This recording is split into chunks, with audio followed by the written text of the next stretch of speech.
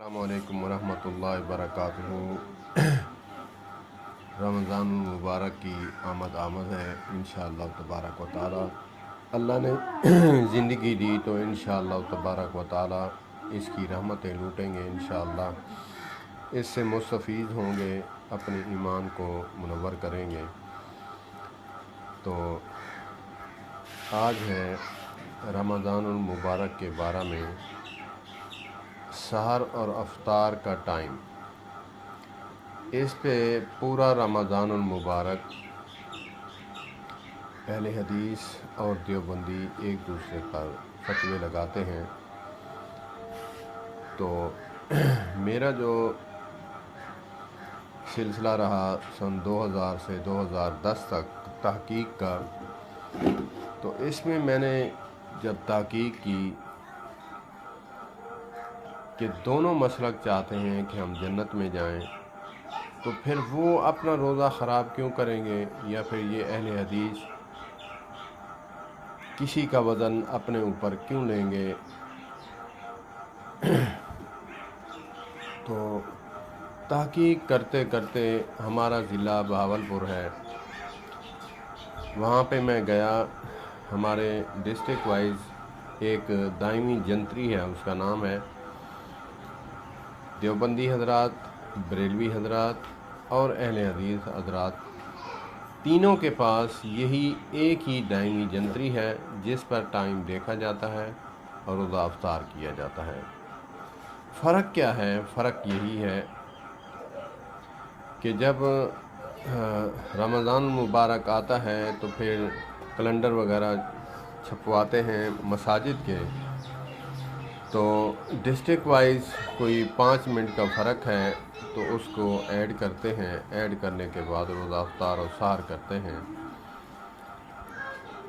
جو علماء اہل حدیث ہیں وہ تو جو ٹائم سحر و افطار کا ہے وہی رکھتے ہیں، اور جو دیوبندی بریلوی حضرات ہیں وہ کیا کرتے ہیں، وہ یہ کرتے ہیں کہ وہ جب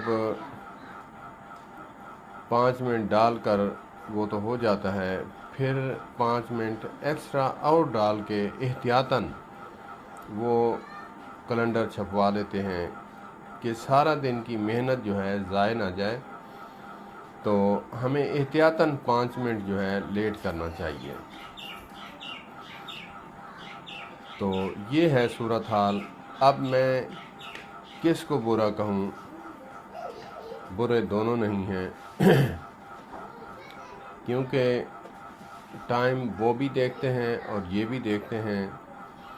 فرق اتنا ہے کہ وہ ٹائم پہ افطار کر لیتے ہیں، نہ وہ اہل حدیث پہلے افطار کرتے ہیں اور نہ دیوبندی جو ہیں لیٹ کرتے ہیں، صرف احتیاطاً جو ہے 5 منٹ ایڈ کرتے ہیں تاکہ سارا دن کی محنت ضائع نہ جائے۔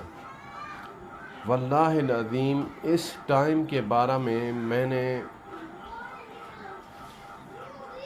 پورا رمضان المبارک جو ہے علماء کے ساتھ جانا، بحث مباحثے کرنے، پوچھنا، منتیں کرنا، ہاتھ جوڑنا،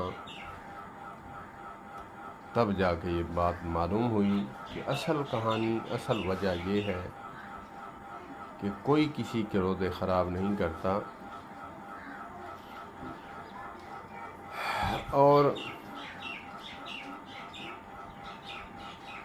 ہم اتنی انتہا پسندی تک پہنچ جاتے ہیں کہ اہل حدیثوں کو ہم برا بلا کہتے ہیں اور اہل حدیث دیوبندیوں کو برا بلا کہتے ہیں۔